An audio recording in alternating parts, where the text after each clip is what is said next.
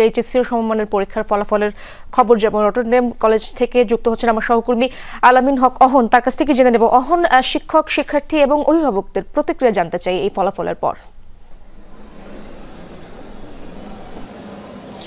অন্যান্য প্রতিষ্ঠানে যখন আমরা ছিলাম প্রতিক্রিয়া তারা উচ্ছ্বাস জানিয়েছেন এবং নটরডেমে বিশেষ করে সকাল 10টায় পরীক্ষার ফলাফল হওয়ার পরে যে পরিমাণ শিক্ষার্থী ছিলেন এখন নেই, একেবারেই ফাঁকা, মানে বিচ্ছিন্নভাবে কিছু শিক্ষার্থী এখানে অবস্থান করছেন। যারা বিশেষ করে যারা ভালো ফলাফল করেছিলেন তারাই এখানে অবস্থান করছিলেন এবং তারা কিন্তু বলছিলেন যে তারা যে পরিমাণ এই পরীক্ষার জন্য এফোর্ট দিয়েছেন, পরিশ্রম করেছেন, তারই ফলাফল হিসেবে সেই ফলাফলটি তারা পেয়েছেন। আমরা যদি একটু কথা বলি, আপনার সঙ্গে যদি একটু কথা বলি, কতটা খুশি এই ফলাফলে? অনেক খুশি আমরা, অনেক, মানে যতটুকু ট্রাই করছি এনডিসিও আমাদের যা দিছে এরপর রেজাল্ট দেখে আমরা সন্তুষ্ট।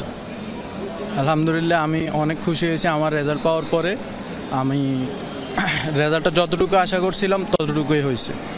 আপনি শুনছিলেন যে তারা যতটুকু আশা করেছিলেন ততটুকু পেয়েছেন, তারপরে কিন্তু এবার আমরা দেখেছি অকৃতকার্যের সংখ্যা এত বেশি যে পরিমাণ অন্যান্য সময়ে আনুষ্ঠানিকতাগুলো থাকে ঢোল তবলা বাজিয়ে উদযাপন করার, সেই রকম পরিস্থিতি কিন্তু এবার অনেক প্রতিষ্ঠানেই নেই। বিশেষ করে যারা অকৃতকার্য হয়েছেন তাদের প্রতি সহানুভূতি জানিয়ে এমনটি করা হয়েছে এবং একই সঙ্গে কেউ যেন বিপদগামী না হয়, নানানভাবে অনেকে হয়তো চেষ্টা করবেন নানান কিছু করার এবং সেটা যেন সমাজে কোনো প্রতিক্রিয়া তৈরি না করে, এমন কথাই কিন্তু এইসব শিক্ষার্থীরা বলছেন। অভিভাবকরাও বলছেন, অভিভাবকদের প্রতি দৃষ্টি আকর্ষণ করে জানিয়েছেন যেন সন্তানদেরকে কাছে টেনে নেন, কেউ ভুল পদক্ষেপ যেন না নেয় সেই বিষয়ে সতর্ক থাকার আহ্বান তাদের। এবং শিক্ষা মন্ত্রণালয় বলেছে ভবিষ্যতে যেন এই ধরনের ঘটনা না ঘটে, বিশেষ করে ফল বিপর্যয় যেন না হয় সেই বিষয়ে নিশ্চয়ই তারা ব্যবস্থা নেবে। বেশ কয়েকটি কমিটিতে গঠন করা হবে এমনটি আমরা জেনেছি। শিক্ষা ব্যবস্থায় বাংলাদেশকে আরও কতটা উন্নত করা যায় সেই বিষয়গুলো নিশ্চয়ই নীতি নির্ধারকরা ভাববেন।